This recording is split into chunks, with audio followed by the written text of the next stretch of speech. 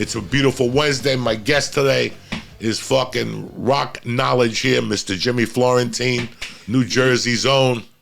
What's going on, Tarzan? You know, I never knew when I was a kid reading the back of these albums that it would be useless. I always thought this information was useless, like who was the original bass player on this album. And then later on, I actually needed that knowledge. It paid off. Who would have thought?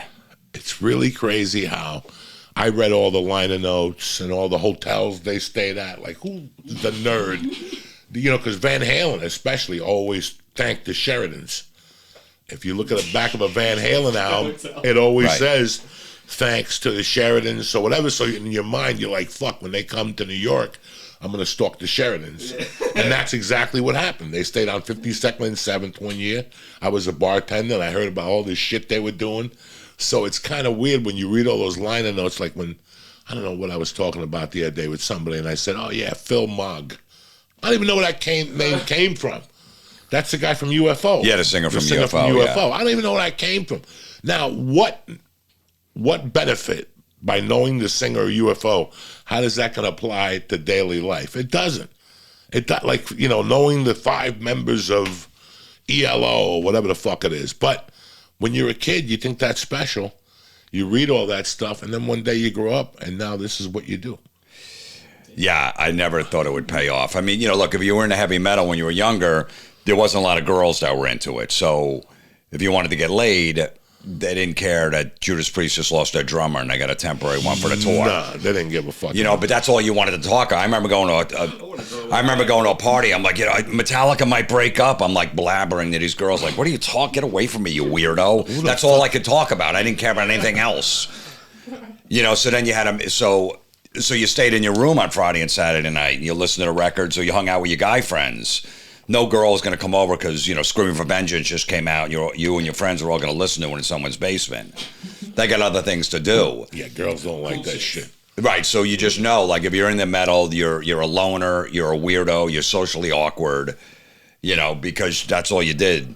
And then we grew mustaches. I don't know if you guys did this. So we look older. So we're like 16, 17. We all grew mustaches so we can get served beer. So we go to the liquor store and like, all right, we won't even ask for ID. He's got a mustache. So we had these bad mustaches and we're into heavy metal, so we were not getting laid at all. With zero interest from any girl. I still remember putting mascara on my mustache. Oh my God. To make it look thicker. That's a good idea. And then if you wanted a pool, the mascara ran like a fucking dodo. You know, yeah. Dog, you use everything you can. I'm one of those Cubans. Every Cuban is fucking hairy. I'm the only Cuban that it takes a fucking year and a half just to grow a mustache. So I would mascara it up on Friday nights to go out and get beer or whatever. This is the shit you do as a youngster to get over, guys. And yeah, girls don't listen. I learned early on, like 81, 80, I learned that you were not going to put on Hellbent for Leather and pick up no girl. And that's why I got into the B-52s. When the B-52 album came out, that gave all of us an out. There was a little heavy guitar, so we always had an out.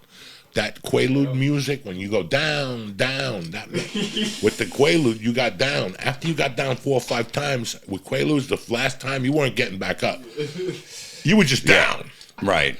Down. Like, what happened? Nothing. The Quaaludes got me. So, it's so weird how I still remember specifically, them and the Cars. The Cars, yeah. Chicks loved Candy-O. It fucking, you know, I love Candy-O, honestly. I don't want you guys to think I like Candy-O because it picked up chicks. I like that album. It just came out. I just saw it. It was the anniversary. 79. Probably around 79. Yeah, 79. June of 79. The Cars saved my ass. You were not going to pick up a chick listening to Leonard Skinner. Even if you put on fucking, you know, the only song you had any hope of getting laid at a party was Love Hurts by Nazareth. And if you put Love Hurts on, it broke my fucking heart. I had to leave anyway. As soon as Love Hurts is our generation's Every Rose Has Its Fucking Thorn. Both those songs, I want to shoot myself when I fucking hear them. I like the guy from Poison, but if I've ever seen him, I'm going to beat him with a fucking rose. Because that song is fucking horrid. Then Bon Jovi came along. I'm sorry, with Never say goodbye. Yeah, that ballad. Chicks love all that shit. You know, that was it. That was it. That's the only savior you had. But if you put on Screaming for the Helmet, you were in no danger. If you put on the one before that, you know, Golden Halos, all that shit, Point of No Return, whatever. Right. Chicks didn't like all that shit. No, they definitely didn't.